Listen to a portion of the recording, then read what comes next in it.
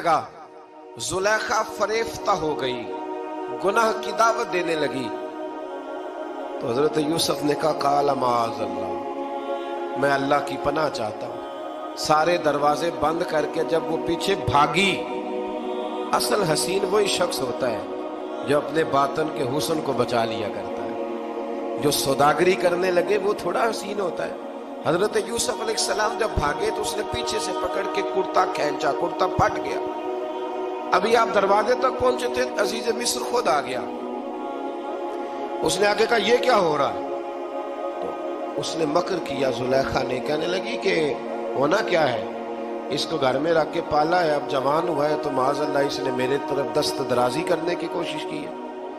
حضرت یوسف پھر خاموش ہو گئے. بھائی بیچ رہے تھے تو پھر بھی خاموش تھے. کبھی کبھی کچھ چیزیں خاموش رہ کے سہنی پڑتی. زخم پہ زخم کھا کے جی، خون جگر کے گھونٹ پی، آہ نہ کر لبوں کو سی، یہ عشق ہے کو دل لگی نہیں. حضرت یوسف علیہ السلام پھر چپ ہے. زلیخا نے بڑی باتیں کی. ایک دانا آدمی تھا، قرآن کہتا ہے ایک بولا بولنے والا، ایک عقل مند بولا. اس نے کہا دیکھو، نہ زلیخا کی سنو نہ یوسف کی سنو. اگر تو کرتا آگے سے پھٹا ہوا ہے تو پھر غلطی ہے جناب یوسف کی، اور اگر پیچھے سے پھٹا ہے تو پھر زلیخا کی غلطی. حضرت یوسف کی معاذ اللہ پھر غلطی. تو عزیز مصر نے کرتا دیکھا تو پیچھے سے پھٹا تھا، لیکن امام قرطبی کہتے ہیں وہ کوئی عقل مند آدمی نہیں، وہ تو 4 مہینے کا بچہ تھا. وہ ایک 4 مہینے کا وہ قریب تھا. حضرت یوسف علیہ السلام کی گواہی دینے کے لیے اللہ نے اسے زبان دی تھی. زلیخا کے ماموں کا بیٹا تھا، 4 مہینہ کا گہوارے میں لیٹا ہوا، جب بادشاہ سے فیصلہ نہیں ہو رہا تھا اور بادشاہ پریشان تھا عزیز مصر کے کسی کو جا کے بتاؤں گا تو کوئی کیا سوچے گا، اس کے گھر میں کیا کچھ ہوتا ہے. کہتے پریشان تھا تو پنگوڑے سے بچہ بول پڑا. کہنے لگا بادشاہ اگر تو کرتا آگے سے پھٹا ہے تو پھر معاذ اللہ غلطی حضرت یوسف کی، اگر پیچھے سے پھٹا ہے تو پھر زلیخا کی. تو کرتا پیچھے سے پھٹا تھا. حضرت یوسف کے حق میں گواہی مکمل ہو گئی. اب آہستہ آہستہ نا دربار میں محل میں بات پھیلنے لگی. تو بیویاں کہنے لگی اوہو زلیخا تو ایک غلام پہ عاشق ہو گئی ہے، ایک غلام پہ. تو زلیخا کہنے لگی تو اجے میرا محبوب نہیں ڈٹھا. یہ رٹے ڈالنے والے دیکھتے نہیں اور دور کھڑے رہ رہ کے کہانیاں سناتے رہتے. انہوں نے کہا تو نے ابھی دیکھا نہیں نا، تو نے ابھی یہ کیا پتا ہو کہ ماجرا کیا ہے. تو کہنے لگی نہیں تو غلام پہ. اس نے کہا چلو تجربہ کراتی ہوں. ساری عورتوں کو بٹھایا، ہاتھ میں ایک ایک سیب دیا، ایک ایک چھری دی، اور جب پوری تیاری ہو گئی پھل کاٹنے کی عورتوں کی تو جناب یوسف سے کہا ذرا جھلک تو دکھاؤ. تو حضرت یوسف نے جب جھلک دکھائی تو قرآن کہتا ہے سیب کاٹنے کی بجائے ہاتھ کاٹ لیے، اور کہنے لگی اوہو یہ کوئی بشر نہیں، یہ تو کوئی فرشتہ ہے، یہ کوئی فرشتہ ہے، یہ تو کوئی اللہ تبارک و تعالیٰ کی طرف سے آنے والا کوئی کرامت والا عزت والا شان والا فرشتہ ہے. حضرت زلیخا کہنے لگی سمجھ آئیے پھر تو مجھ پر شکوہ کرتی تھی. تو اب وہ بات بھی آہستہ آہستہ پھیلنے لگی کہ حضرت یوسف علیہ السلام کی غلطی نہیں، غلطی زلیخا کی. اب بادشاہ نے زلیخا سے کہا کہ اگر تو میں تیری بات کروں تو تیرے ساتھ میری بدنامی کا بھی ڈر ہے، کیا کریں. طے یہ پایا کہ حضرت یوسف کو جیل میں ڈال دیا گیا. پہلے بھائیوں کے تھپڑ، پھر کنواں، پھر مصر کی منڈی، پھر زلیخا کا الزام، اور پھر باری آ گئی جیل جانے کی. حضرت یوسف علیہ السلام کو جیل میں، کچھ نے لکھا ہے 12 سال جیل میں رہے، جیل میں ڈال دیا. حضرت یوسف علیہ السلام جیل میں کیا کرتے؟ باز فرماتے، تبلیغ فرماتے، لوگوں کو اللہ کی توحید کی دعوت دیتے. وہاں جیل میں نا ایک شخص نے خواب دیکھا. اس نے دیکھا کہ میرے سر پہ نا پرندے کھا رہے. تو حضرت یوسف کہنے لگے اس کی تعبیر یہ ہے کہ تجھے قتل کیا جائے گا، تیری لاش کچھ دیر پڑی رہے گی تو پرندے تیرے سر پہ آ کے بیٹھیں گے، یہ تعبیر ہے. ایسا ہی ہوا، واقعی وہ شخص قتل ہو گیا. ایک شخص نے دیکھا کہ وہ شراب کشید کر رہا ہے. اس نے بھی تعبیر پوچھی تو آپ نے فرمایا تو اپنے بادشاہ کو پلائے گا. محسوس ہوتا ہے کہ اتنی دیر تک شراب ناجائز نہیں تھی، تو اس کو شراب پلائے گا، یہ اس کی تعبیر ہے. وقت گزرتا گیا. وقت جو ہوتا ہے نا، وقت یہ خود بخود لوگوں کی بے گناہی ثابت کر دیتا ہے. ایک وقت میں نا پراپوگنڈا ہوتا ہے تو ہر آدمی پراپوگنڈے کا شکار ہوتا ہے. پھر جب وقت گزرتا جاتا ہے تو خود بخود وقت کا گزرنا کچھ چیزوں کا خود بخود حال بن جاتا ہے. حضرت یوسف علیہ نبینا علیہ السلام کو جب 12 سال بیت گئے تو بادشاہ نے، عزیز مصر نے خواب دیکھا. اس نے خواب دیکھا کہ 7 موٹی تازی گائیں دبلی پتلی گائیں کو کھا گئی، اور 7 خشک بالیاں ہیں اور 7 سرسبز و شاداب بالیاں ہیں. اپنے وزیر سے کہنے لگا کوئی تعبیر والا بندہ ملے. اس نے کہا کہ ایک بندہ ہے جس کی تعبیریں بڑی سچی ہیں. کہا وہ کون؟ کہنے لگے جناب یوسف. تو قید خانے میں پیغام بھیجا حضرت یوسف کو کہ خواب کی تعبیر بتائیں. تو جناب یوسف نے یہ نہیں کہا پہلے مجھے باہر نکالو، یہ نہیں فرمایا. فرمایا تعبیر یہ ہے، یہ جو 7 خشک بالیاں دیکھی ہیں نا، اس کا مطلب ہے کہ 7 سال تنگ دستی رہے گی، اور 7 سرسبز بالیاں دیکھی ہیں تو پھر 7 سال اللہ خوشحالی دے دے گی. اور فرمایا یہ جو تم نے گائیں دیکھی ہیں موٹی تازی وہ کھا گئی، فرمایا اس کی تعبیر یہ ہے کہ کوشش کرنا کہ جو تمہارے پاس دن یہ چل رہے ہیں جن میں سرسبز و شاداب ہے کھیتیاں، تو 7 سالوں کے لیے اناج جمع کر لینا، بالیوں کے اندر ہی رہنے دینا، باہر نہ نکالنا. اور پھر اگلے جو خشک سال ہوں گے نا، وہ یہ جو جمع پونجی کی ہوگی نا، اس کی برکت سے وہ 7 سال آسانی سے. اس پر ہمارے مفسرین نے لکھا ہے، اس آیت پر صوفیاء اور بزرگ تو کہتے ہیں نا سارا اللہ کے راستے میں دے دو، یہ بھی بات اچھی ہے. لیکن اگر کوئی اپنے بچوں کے لیے آنے والے وقت کے لیے کچھ چیزیں سنبھال کے رکھے تو یہ بھی سورہ یوسف سے ثابت ہے. یہ بھی سورہ یوسف سے، تو یہ بھی کوئی ایسا فعل نہیں ہے جس پر کوئی شخص تنقید کر سکے. عام دام برسر مطلب حضرت یوسف نے جب تعبیر بتائی تو بادشاہ کہنے لگا کہ انہیں باہر نکالو. آپ فرمانے لگے میں نہیں نکلتا بھائی، نہیں نکلتا میں جیل سے، یہی ٹھیک ہوں میں. آپ کیوں نہیں نکلتے؟ کہنے لگے پہلے اعلان کر کے لوگوں کو بتا کہ میں بے قصور ہوں. وہ جو تو نے پراپوگنڈا کیا نا اپنے منہ سے اعلان کر. اس نے جناب زلیخا کو بلایا، ان عورتوں کو بلایا. وہ عورتیں ساری سامنے آئیں، انہوں نے گواہی دی کہ یوسف تو بے گناہ ہے. پر سال کتنے لگ گئے؟ اللہ اکبر، 12 سال لگ گئے. یقین کریں کچھ لوگوں کو یہ ثابت کرنے میں نا کہ میں ٹھیک ہوں زندگی بیت جاتی، اور میں تمہارا خیر کا ہوں زندگی بیت جاتی ہے. لوگوں کو ہوش تب آتی ہے جب مزار پر چادر ڈالنے کا ٹائم آ جاتا ہے، ہوش تب آتی ہے، لیکن پھر ہوش کا کوئی فائدہ. 12 سال کے بعد بادشاہ نے ان کو بلایا اور کہنے لگا کہ یہ جو خواب میں نے آپ کو سنایا اب کرنا کیا ہے؟ تو حضرت یوسف کہنے لگے تم سے کچھ بھی نہیں ہوگا، اگر کچھ کرنا ہے تو پھر یہ خزانے کی ذمہ داری میری لگاؤ. اگر کوئی قابل آدمی ہو تو وہ آگے بڑھ کے بات کر سکتا ہے. یہاں ہر بندہ ہی آگے بڑھ کے کہتا ہے مجھے دے دو ڈیوٹی، لیکن قابل ہو تو وہ آگے بڑھ کے بات کرے اور سمجھے کہ میرے علاوہ کسی کے لیے مشکل ہے تو پھر وہ آگے بڑھے. حضرت یوسف نے جب کہا تو انہوں نے آپ کو وزیر خزانہ بنا دیا. پھر ایک وقت آیا کہ وہ عزیز مصر ہی بن گئے. قحط پڑ گیا. جب مصر میں قحط پڑا تو دائیں بائیں بھی قحط پڑا. کنعان کے آپ رہنے والے تھے، وہاں بھی قحط پڑا. حضرت یعقوب بیٹے کی یاد میں رو رو کے تو آنکھوں کی بینائی چلی گئی. اور یارو باپ بھی بڑا ہی پیار کرتا ہے، بڑا ہی پیار کرتا ہے، بڑا ہی. پتہ ہے باقی تمہیں تحفے دیتے ہیں، باقی تم سے محبت کرتے ہیں، تو باپ تو بیٹے کو اپنی جوانی دے دیتا ہے، اپنی جوانی اپنے بیٹے کے نام کر دیتا ہے. باپ بھی بڑا ہی پیار کرتا ہے. سنگیو کوئی نہیں تول سکتا. بچے ایسے گھوم رہے ہوتے ہیں نا ابا جی کے سامنے، تو ان کا اٹھنا بیٹھنا چلنا ہی بڑا پیارا لگتا ہے، کا آنا جانا ہی بڑا پیارا لگتا ہے. باپ کا تو قد روز اونچا ہوتا ہے کہ اللہ نے مجھے لال عطا فرمائے. حضرت یعقوب کی آنکھوں کی بینائی چلی گئی رو رو کے. بھائی حضرت یوسف کے جب قحط پڑا تو انہیں پتا چلا کہ ایک واحد شہر مصر ہے جہاں گندم سٹاک ہے، کیونکہ حضرت یوسف کو پتا تھا، خواب بادشاہ دیکھ چکا تھا. تو آپ نے مال 7 سالوں کے لیے جمع کر لیا. اب بھائی آئے، اللہ اکبر، دشمن سامنے نظر آئے، مخالف حاسد، تو پھر انسان ٹھہرا رہے اور انسان کمزور نہ ہو، طاقتور ہو. اتنا طاقتور ہو کہ حکمران ہی بن گیا ہو. ذرا نبیوں کے حوصلے بھی دیکھنا. पैगंबरों के हौसले भी देखना। भाई आए, कहा गंदम चाहिए, तो जनाब यूसुफ ने ओहो भाइया जिहा साख नहीं कोई जे विच खार ना हो। हाँ, और मियाँ साहब फरमाया करते थे भाई भाइयां दियां बावां होंदे ते भाई भाइयां दे वैरी। भाई जैसे ही दाखिल हुए तो जनाब यूसुफ की आंखें बाहर आई, रो पड़े, ओ मेरे भाई आ गए, रो पड़े।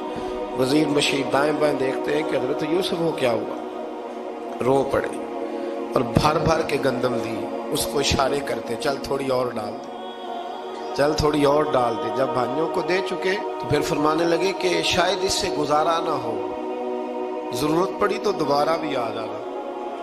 अपनी कौम को तरस दे रहे, थोड़ा थोड़ा खाओ।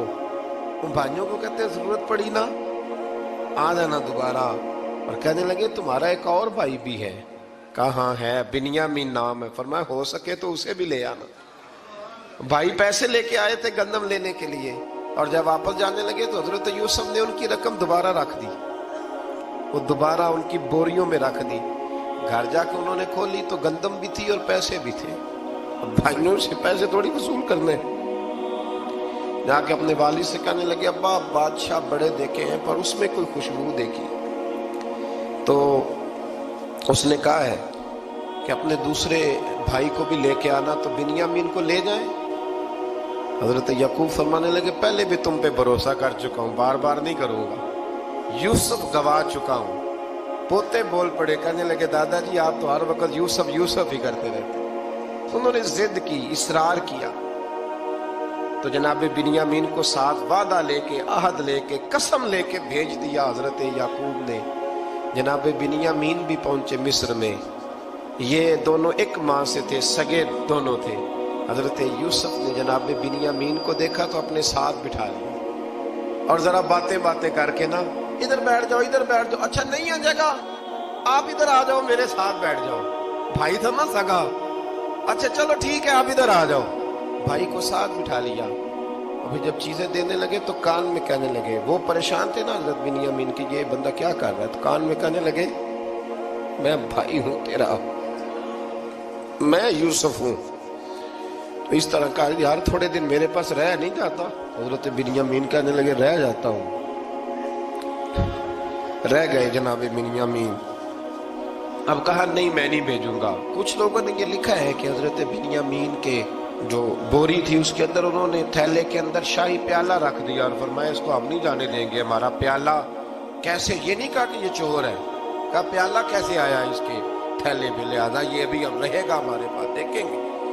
तो बाकी चले गए। तो यहूदा कहने लगा कि मैं नहीं जाता, मैं यहीं ठहरूंगा, इसलिए कि मैं बाप को क्या बताऊंगा कि पहले भी मैं कुर्ता मैं ही लेके गया था यूसुफ का, अब मैं क्या बताऊंगा। वापस गए और जाके बताया कि जनाब बिन्यामीन को उन्होंने रख लिया है, मामला बन गया है। वो कहते हैं कैसे प्याला आया है, शाही प्याला। हजरत सैयदना याकूब अलैहिस्सलाम फरमाने लगे मैंने तुम्हें पहले ही कहा था कि तुम मेरे बिन्यामीन को भी ले जा रहे हो, पहले मैं भरोसा करके यूसुफ के मामले में परेशान हूँ। फरमाया इस तरह करो, जाओ ढूंढो जाके मेरे यूसुफ को और ढूंढो जाके मेरे बिन्यामीन को, जाओ तलाश करो। अल्लाह अकबर। भाई दोबारा आए, गंदम भी खत्म हो गई थी। आते ही कहा कि ऐ अजीज़े मिस्र बड़ी बुरी हालत है, हम बड़े परेशान हैं, हमारे बाप की रो रो के आंखें चली गई हैं, मेहरबानी करो कुछ गंदम भी दे दो और इस तरह करो कि हमारा भाई भी हमें वापस कर दो ताकि हम इसे ले जाएं और हमारे वालिद गिरामी की आंखें ठंडी हो।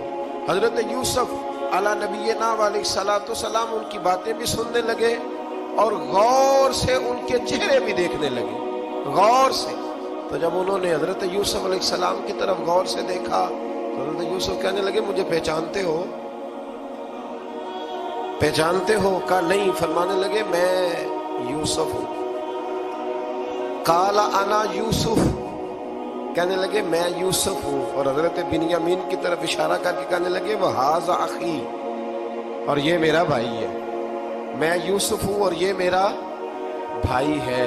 और फरमाने लगे अल्लाह ने हम पर एहसान किया है और जो तकवा इख्तियार करता है और सब्र करता है अल्लाह ताला उस नेक के अजर को कभी ज़ाया یہ نہیں فرمایا میں نے بڑے تقوی کیے پرہیزگاری کی تو بچ گیا، فرمایا جو بھی تقوی اختیار کرے گا، جو بھی صبر کرے گا، اللہ اس نیک کے اجر کو کبھی ضائع نہیں کرے گا۔ پھر فرمانے لگے جاؤ آج تم پر کوئی گناہ نہیں، جاؤ ایک دم ہی اسی وقت ہی فرمایا جاؤ میں نے تمہیں معاف کیا، جاؤ میں نے تمہیں معاف کیا۔ اور فرمانے لگے میری دعا ہے کہ میرا رب بھی تمہیں معاف کر دے۔ پھر فرمایا یہ میری قمیض لے جاؤ، میرا کرتا، اور میرے باپ کی آنکھوں پہ ڈال دینا، امید ہے ان کی آنکھوں کی روشنی واپس آ جائے گی، جاؤ لے جاؤ۔ تو وہ کرتا لے کے گئے، اذهبوا بقمیصی ھذا، یہ میرا کرتا لے جاؤ۔ دیکھو اللہ والوں کے وجود سے جو چیز لگ جائے تبرک بن جاتی ہے۔ تو وہ کرتا لے کے گئے، بھائی ابھی دور ہی تھے، تو قرآن مجید کہتا ہے ابھی وہ دور تھے تو سیدنا یعقوب علیہ السلام فرمانے لگے بھئی مجھے یوسف کی خوشبو آ رہی ہے، مجھے نا یوسف کی، اللہ اکبر، کون اندازہ کرے باپ اور بیٹے کی محبت کا، مجھے نا خوشبو آ رہی ہے، یوسف کی خوشبو، مجھے خوشبو آ رہی ہے۔ تو حضرت سیدنا یعقوب علیہ السلام کی آنکھوں پہ ڈالا تو روشنی واپس آ گئی۔ کعبہ جی ذرا چل کے دیکھو تو صحیح رب نے آپ کے بیٹے کو کتنی شانیں عطا فرمائی۔ چلو نا، یہ 72 لوگ تھے جو یہاں سے چلے کنعان سے، اور ہزاروں کا لشکر لے کر حضرت یوسف آئے، ہزاروں کا لشکر لے کے والد کے استقبال کے لیے۔ اور جب باپ بیٹے کی ملاقات ہوئی تو امام غزالی فرماتے ہیں 4 لوگ دنیا میں بڑا ہی روئے ہیں، ایک حضور بڑا روئے ہیں امت کے غم میں، اور ایک سیدہ فاطمہ بڑا ہی روئی ہے حضور کے وصال کے بعد، اور تیسرا فرماتے ہیں یعقوب بڑا ہی روئے ہیں حضرت یوسف کے، بڑا ہی، اور چوتھے امام زین العابدین بڑا ہی روئے ہیں واقعہ کربلا کے بعد۔ یہ 4 لوگ بڑا ہی روئے۔ پھر جب ملاقات ہوئی دونوں کی تو اس درد سے ملاقات ہوئی کہ ہر آنکھ اشک بار ہو گئی۔ باپ بیٹا اتنی وارفتگی سے مل رہے تھے، اتنی وارفتگی سے کہ دائیں بائیں انہیں خبر ہی نہ رہی کہ باقی لوگ بھی ہیں۔ حضرت علامہ اسماعیل حقی نے لکھا ہے کہ جناب جبریل امین حضرت یعقوب کے کان میں کہنے لگے بس کریں، اوپر تو ذرا نظر اٹھائیں، فرشتے بھی دیدار کے لیے آئے ہوئے ہیں۔ دیکھیں اللہ کے فرشتے بھی آئے ہیں اس منظر محبت کو دیکھنے کے لیے۔ حضرت سیدنا یعقوب علیہ السلام، حضرت یوسف کی والدہ، اور پھر آپ کے 11 بھائی سارے آپ کے لیے سجدے میں گر گئے۔ تو حضرت یوسف کہنے لگے ابا جی یہ وہ میرا خواب ہے جو میں نے بچپن میں دیکھا، یہ وہ میرا خواب ہے۔ حضرت سیدنا یعقوب علیہ السلام پھر کم و بیش لگ بھگ 23 سال، کچھ نے لکھا ہے 40 سال مصر میں رہے۔ اور جب وصال ہونے لگا تو حضرت یوسف سے فرمانے لگے بیٹا مجھے یہاں دفن نہ کرنا، مجھے وہیں لے جانا جہاں میرے والد دفن ہے۔ وہاں جا کے وہ دفن ہوئے۔ حضرت یوسف علیہ السلام نے پھر سالوں حکومت کی مصر پر، پھر وہیں ان کی تدفین ہوئی۔ اور جب تدفین ہوئی تو اختلاف ہو گیا، ہر قبیلہ کہتا تھا ہم نے اپنی طرف یوسف کو دفن کرنا ہے، اس لیے کہ جس طرف ان کو دفن کریں گے خوشحالیاں ہوں گی۔ پھر فیصلہ ہوا کہ سنگ مرمر کے تابوت میں رکھ کے حضرت یوسف کو دفن کیا جائے، اور دفن کرنے کے بعد ایسی جگہ پہ دفن کیا جائے جہاں سے پانی چھو کے گزرتا ہے۔ تو ان کو وہاں دفن کیا گیا، پانی چھو کے گزرتا تھا، لوگ کھیتیوں کو لگاتے تھے اور مصر سرسبز و شاداب رہتا تھا۔ اور پھر حدیث پاک میں موجود ہے، مولا علی شیر خدا رضی اللہ تعالی عنہ فرماتے ہیں کہ نبی کریم علیہ الصلوۃ والسلام کی بارگاہ میں ایک اعرابی آیا، حضور نے فرمایا کچھ مانگ لو اس دیہاتی سے۔ حضور نے فرمایا ہے آج وہ مائل باتا، اور بھی کچھ مانگ لے۔ تم کہنے لگا حضور آپ مجھے سواری کے لیے اونٹ دے دیں۔ حضرت علی کہتے ہیں میں نے کہا ہے افسوس، مانگا بھی تو کیا مانگا۔ حضور نے فرمایا چل کچھ اور مانگ لے۔ کہنے لگا چلے آنے جانے کے لیے کرایہ بھی دے دیں، زادرہ بھی دے دیں، کھانے کیا مانگا؟ تو حضور علیہ السلام نے اسے دے دیا۔ تو محبوب فرمانے لگے تجھ سے تو موسیٰ علیہ السلام کے دور کی وہ بوڑھی اچھی تھی۔ کہا وہ بوڑھی کون سی بوڑھی؟ تو حضور علیہ السلام فرمانے لگے رب کریم نے حضرت موسیٰ کو حکم دیا کہ جب آپ مصر سے نکلے تو حضرت یوسف کی قبر کو کھود کر ان کا تابوت بھی ساتھ لے جائے۔ حضرت سیدنا موسیٰ علیہ السلام نے عرض کی مالک وہ کیسے پتہ چلے گا؟ فرمایا وہ تو آپ نے خود ہی پتہ کرنا ہے کہ وہ ताबूत कहाँ है, वो दरिया के अंदर था। कैसे पता करना है? पता करते करते पता चला कि एक बूढ़ी अम्मा है, उसे पता है ताबूत कहाँ है, वो किधर है ताबूत, तो बूढ़ी अम्मा को पता है। हजरत मूसा बूढ़ी के पास गए, कहने लगे अम्मा वो तुझे पता है यूसुफ की कब्र कहाँ? कहने लगी पता है।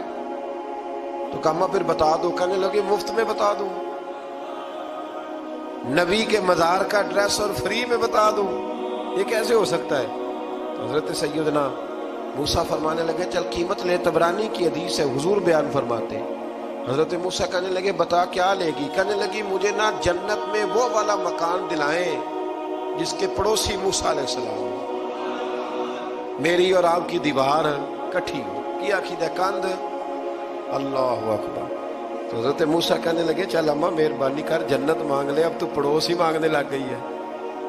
तो नबियों का दर्जा तो बड़ा होगा, तो देने वाला अल्लाह है, मैं दुआ करता हूं। तो कहने लगी जी ठीक है, अगर आप नहीं देते तो मैं एड्रेस नहीं बताती। तो हुजूर फरमाने लगे इससे तो वो अच्छी थी। हजरत मूसा ने अर्ज की कि या अल्लाह ये नहीं बता रही तो अब क्या करूं? फरमाया मूसा वादा तू कर ले, मकान मैं दे दूंगा, वादा कर ले। तो हजरत सैयदना यूसुफ का मर्तबा देखिए कि उनके मजार का पता बताने के लिए, मजार का पता बताने के लिए उस खातून ने हजरत मूसा से जो कीमत ली वो ये थी कि मैं जन्नत में आपकी पड़ोसी बनूंगी, फिर एड्रेस बताऊंगी। तो हजरत मूसा ने वादा किया, तो फिर उसने पता बताया कि फलां जगह मजार है। ये तकरीबन सैकड़ों साल बाद हजरत मूसा वो वहां से निकाल के ताबूत वो अपने साथ लेकर के गए। ये वो वाकया जिसे कुरान ने अहसनुल क़सस करार दिया। अल्लाह करीम ने हमें इस वाकये में ये बताया है कि मामलात जिंदगी से घबराया ना करो।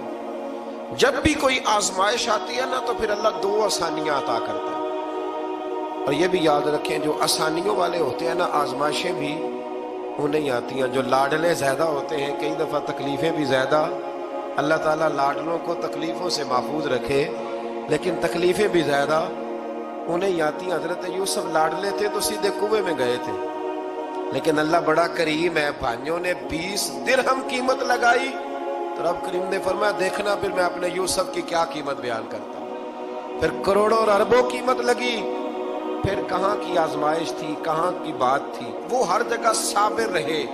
किसी जगह उनका कोई शिकवा नजर, एक तकवा, दूसरा सबर, खामोशी। हम लोग ना बोल के लड़ के फतह हासिल करना चाहते हैं। याद रखना, आखिरी बात अर्ज करने लगा हूं, सब्र करना और काम करना।